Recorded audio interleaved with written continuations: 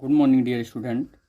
Numerical है a basis of base area 100 centimetre into 60 centimetre and height is 200 centimetre is completely filled with a liquid of density 1.1 10 to the power 3 kilogram per metre cube. First point find करना है। Ignoring the atmospheric pressure find, atmospheric pressure को ignore करके find करो आप the thrust at the bottom of the vessels. Second, the pressure at the bottom of the vessels. Third, the pressure at a depth of 5 centimetre from the free surface.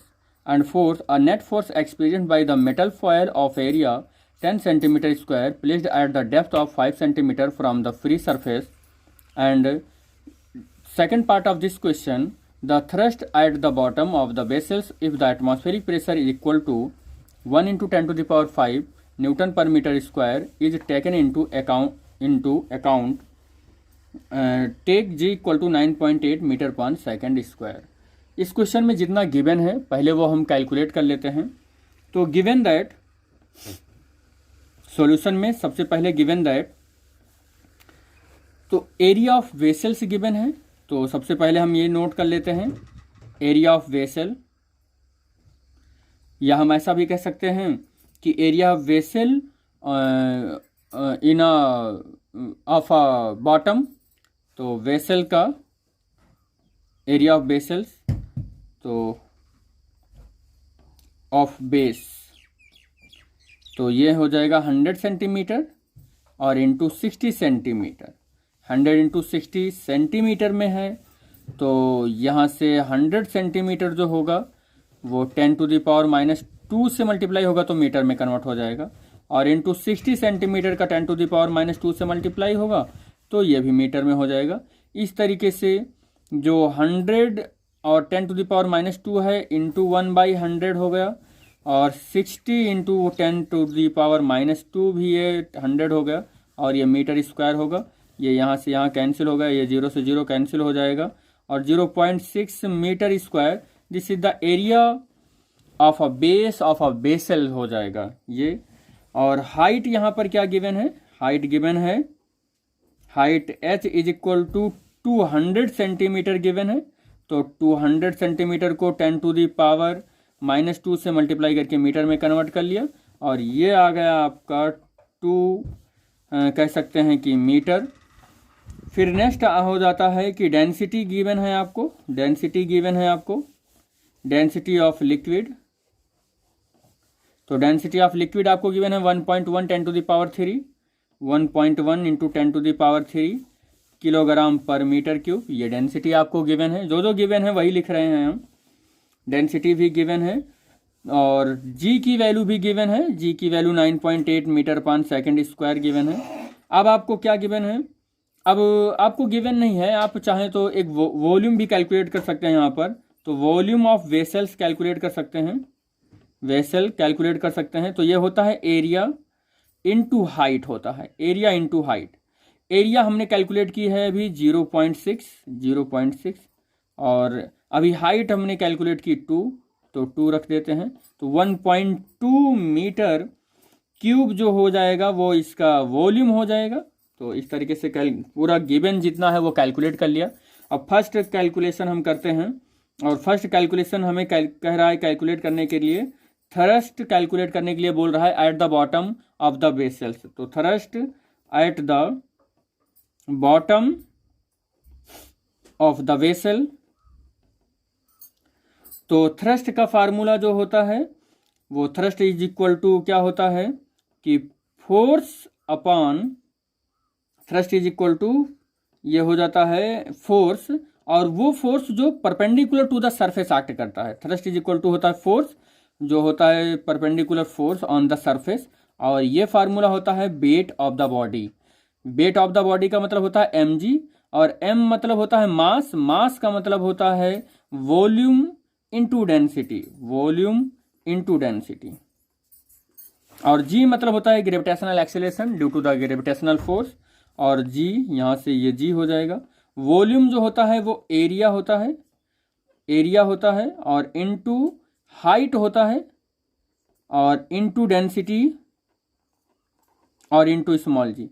आप चाहें तो area, height और density, area यहाँ पर given है आपको, height जो है वो आपका 2 मीटर है, चाहे ऐसे कैलकुलेट कर सकते हैं। डेंसिटी भी आपको लिक्विड का गिवन है, डेंसिटी ऑफ लिक्विड यहाँ पर गिवन है 1.1 10⁻³ किलोग्राम पर मीटर क्यूब और जी। और चाहे तो आप यहीं से कैलकुलेट कर लें, वॉल्यूम हमने कैलकुलेट ही कर लिया है, वॉल्यूम 1.2 है।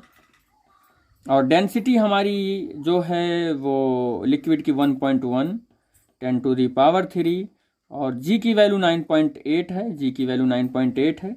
इसे कैलकुलेट करेंगे, कैलकुलेट करके आएगा 1.294 10⁻⁴ Newton.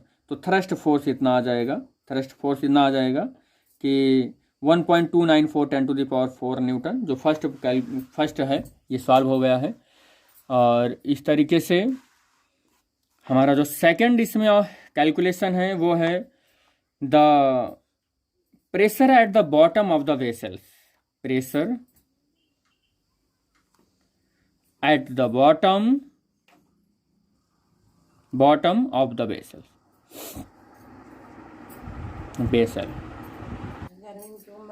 Pressure at the bottom of the vessels calculate करना है। तो यहाँ से मुझे कैलकुलेट करना होगा pressure P is equal to force या thrust force upon area. Thrust force अभी कैलकुलेट किया हमने 1.294 कैलकुलेट किया इंटू 10⁻⁴ और एरिया कैलकुलेट हुआ है 0.6 और ये सॉल्व करेंगे तो आ जाएगा 2.16 into 10⁻⁴ newton upon metre square. अगर कहीं पॉट है, पॉट का जो यहाँ पर प्रेशर है, बॉटम में जो प्रेशर है वो प्रेशर कितना आया है P इक्वल टू 2.16 10⁻⁴ और ये कब का प्रेशर है? If the atmospheric pressure P not is ignoring, जब ये एटमॉस्फेरिक प्रेशर को हम क्या कर रखे हैं, इग्नोर कर रखे हैं, तब इस बॉटम में इतना प्रेशर आ रखा है इस लिक्विड का जो यहाँ पर फुलफिल्ड है। सेकेंड पॉइंट है, थर्ड पॉइंट है the pressure at the depth of 5 centimetre. हमें कैलकुलेट करना है कि pressure at a depth of, pressure at the depth of the vessel, तो pressure at the depth of the vessels of 5 centimetre, तो 5 centimetre पर calculate करना है जिसका मतलब 0.05 मीटर हो जाएगा। और from the free surface calculate करना है, ये फ्रॉम द फ्री सरफेस से कैलकुलेट करना है ये। तो अब मुझे जो ये प्रेशर कैलकुलेट करना है वो फार्मूला मुझे मालूम है कि H रो जी होता है। H की वैल्यू 0.05 लेना है और रो की वैल्यू 1.1 इंटू 10⁻, डेंसिटी जो है वो 3 है और जी की वैल्यू 9.8 है। कैलकुलेट करेंगे इसको आएगा 539 न्यूटन अपॉन मीटर स्क्वायर। यानी कि अगर कोई वेसल्स है और उस वेसल्स में फ्री सरफेस से हम अगर 0.05 मीटर पर जाएं तो उसका प्रेशर इतना हो जाएगा, ये लिक्विड जो है ये इतना प्रेशर हो जाएगा 539 न्यूटन अपॉन मीटर स्क्वायर, जो कि हमारा थर्ड पॉइंट था कैलकुलेशन में। हमें फोर्थ पॉइंट कैलकुलेट करने के लिए बोल रहा है कि नेट फोर्स आप कैलकुलेट करो, नेट फोर्स कैलकुलेट करो। एक्सपीरियंस कर रहा है कोई मेटल फाइल है, अगर एक लिक्विड है टब में या किसी में और ये लिक्विड भरा हुआ है और इसके अंदर एक मेटल फाइल को डाल दिया गया, एक मेटल फॉइल को डाल दिया गया और उस मेटल फाइल को जो यहाँ पर डाला गया है उसका एरिया जो है वो 10 सेंटीमीटर स्क्वायर है, 10 सेंटीमीटर स्क्वायर है, एरिया 10 सेंटीमीटर स्क्वायर है। तो प्लेस्ड किया गया eight the depth of the 5 centimetre और ऊपर से 5 सेंटीमीटर के डेप्थ पर इसको रखा गया है, H इक्वल टू 5 सेंटीमीटर के डेप्थ पर रखा गया है तो फ्री सरफेस से। तो ये बोल रहा है कि इस पर नेट फोर्स बताइए। तो याद रखिएगा बेटा कि ये फाइल है तो नेट फोर्स इस पर 0 हो जाएगा, जो F नेट होगा वो 0 हो जाएगा। 0 इसलिए होगा क्योंकि ऊपर से जितना प्रेशर लग रहा होगा एक फाइल पर वो नीचे से भी उतना ही प्रेशर लग रहा होता है, क्योंकि आपको पता है कि H यहाँ पर क्या हो गया है, कांस्टेंट हो गया है। एट अ कांस्टेंट पर जो हमारा प्रेशर होता है किसी लेवल पर, कांस्टेंट लेवल पर जो प्रेशर होता है, अगर डेंसिटी तो अगर लिक्विड का है वो चेंज ना हो रही हो, यानी कि वो तो कांस्टेंट ही है और हमारा जो जी है स्मॉल जी, वो किसी पर्टिकुलर प्लेस के लिए भी कांस्टेंट होता है। तो अगर मैं एच भी कांस्टेंट कर दिया हूँ, 5 सेंटीमीटर को कांस्टेंट कर दिए हैं, तो pressure will be always constant. और अगर ये फिजिक्स के टर्म में कांस्टेंट है तो मैथमेटिकली हम जीरो कहेंगे कि यहाँ पर जो अपर प्रेशर है इस सरफेस के, इस फॉइल्स के नीचे वाले सरफेस पर जो प्रेशर है, अपर वाले पर जो प्रेशर है, वो दोनों प्रेशर विल बी इक्वल। वो दोनों प्रेशर अगर इक्वल हो गए तो हम कहेंगे उस पर कांस्टेंट प्रेशर लग रहा है। तो थर्ड वाले में अगर किसी गोल्ड फॉइल को या किसी भी फाइल को, किसी भी सीट को, मेटालिक सीट को, किसी भी को, अगर हम देख रहे हैं कि उसकी कोई भी विड्थ नहीं है, उसमें सिर्फ लेंथ और ब्रेथ है, कोई हाइट नहीं है, तो एट कांस्टेंट हाइट उसका जो प्रेशर होता है वो कांस्टेंट ही हो जाता है। कांस्टेंट हाइट पर प्रेशर कांस्टेंट होता है, तो प्रेशर कांस्टेंट हो जाएगा। फिर जो हमारा बी टर्म इसमें कैलकुलेट करने के लिए है, वी टर्म क्या है कि the thrust at the bottom, इसके बॉटम में जो थ्रस्ट फोर्स लग रहा है, परपेंडिकुलर फोर्स जो लगता है उसी को थ्रस्ट फोर्स बोलते हैं। इसके बॉटम में जो थ्रस्ट फोर्स लग रहा है वेसल्स के, एटमॉस्फेरिक प्रेशर अगर हम कैलकुलेट करें कि हमारा जो एटमॉस्फेरिक प्रेशर है पी नॉट, वो अगर मेरा एटमॉस्फेरिक प्रेशर 1.1 इंटू 10⁵ न्यूटन अपान मीटर स्क्वायर है, अगर ये एटमॉस्फेरिक प्रेशर इतना है तो उसके नीचे बॉटम में कितना प्रेशर लग रहा है। तो एटमॉस्फेरिक प्रेशर अगर मेरा इतना है और बॉटम में ये प्रेशर मैंने कैलकुलेट कर रखा है 2.16 10⁴ न्यूटन अपान मीटर स्क्वायर, ये हमने प्रेशर कैलकुलेट कर रखा है यहाँ पर बॉटम में। तो पी नेट पूछ रहा है कि कितना होगा, तो P net is equal to P atmospheric pressure इस फ्री सरफेस पर जो लग रहा है ये, और प्लस ये फोर्स, जो ये प्रेशर जो 2.16 इंटू 10⁴ है, और एटमॉस्फेरिक प्रेशर भी दे रखा है यहाँ पर कि 1 इंटू 10⁵ प्लस 216 10⁴, और ऐड इसको क्या करेंगे 10 इंटू 10⁴ प्लस 2.16 इंटू 10⁴, और ऐड करेंगे तो इसका आ जाएगा 12.16 और इंटू 10⁴, या और अच्छे से इसको सॉल्व करेंगे 1.216 into 10⁵ newton per metre cube. तो this is the answer of this question of the section B. तो यहाँ पर जो हमारा बॉटम है, बॉटम में जो एटमॉस्फेरिक प्रेशर पी नॉट था, पी नॉट जो है 10⁵ न्यूटन पान मीटर स्क्वायर लग रहा था, और वाटर का जो प्रेशर यहाँ पर लग रहा था 2.16 इंटू 10⁴ न्यूटन पान मीटर लग रहा था। तो पी नेट जो है वो इतना लगेगा 1.216 10⁵ न्यूटन पान मीटर स्क्वायर,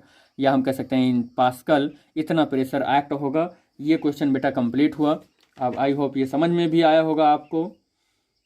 अगर हम यहाँ पर एक चीज़ और कैलकुलेट करने के लिए बोल रहा है, वो भी हम देख लें कि यहाँ पर तो ये तो नेट प्रेशर हो गया। थ्रस्ट अगर आपसे पूछता है कि थ्रस्ट कितना लगेगा, तो total thrust on the bottom, तो मैं ये भी यहाँ पर कैलकुलेट कर सकता हूँ total thrust on the bottom, thrust on the bottom. तो बॉटम में अगर थ्रस्ट पूछ रहा है, अब जब हमारा इग्नोर नहीं है एटमॉस्फेरिक प्रेशर, तो thrust F is equal to pressure net हो जाएगा, और इनटू एरिया, तो एरिया हम जानते हैं एरिया ऑफ द बॉटम हो जाएगा, area of the bottom of the vessels, तो हमारे पास पी नेट आ गया है 2.16 इंटू 10⁵, जो हमारा, सॉरी 2 पॉइंट बोल रहे हैं, ये 1.216 है, 1.216 है, 1.216 है। और जो हमारा एरिया है बॉटम का, वो एरिया 0.6 है, 0.6 है, और इसको सॉल्व करेंगे तो 7.296 इंटू 10⁴ न्यूटन। यानी कि यहाँ पर अगर हम प्रेशर बॉटम में कैलकुलेट कर रहे हैं तो टोटल प्रेशर जो आएगा एटमॉस्फेरिक प्रेशर प्लस जो हमारा पहले से प्रेशर आ रहा है वो प्रेशर ऐड होकर आएगा, जो प्रेशर यहाँ पर 2.16 10⁴ न्यूटन अपान मीटर स्क्वायर है, वो प्रेशर ऐड होकर आएगा 1.216 10⁵ न्यूटन अपान मीटर स्क्वायर। नेट प्रेशर तो यहाँ पर इतना आ जाएगा, तो नेट थ्रस्ट इस बॉटम पर कितना आएगा, तो नेट थ्रस्ट कैलकुलेट करने के लिए एफ नेट कैलकुलेट करना पड़ेगा। एफ नेट का मतलब है P net into area of the bottom, और ए पी नेट हमारा 1.216 आएगा 10⁵ न्यूटन पान मीटर स्क्वायर, और area of the vessels on the bottom 0.6 है, जो कि नेट थ्रस्ट जो आएगा 7.296 10⁴ न्यूटन आ जाएगा। आई होप ये वीडियो पसंद आया होगा। Thanks for watching the video. Thank you बेटा।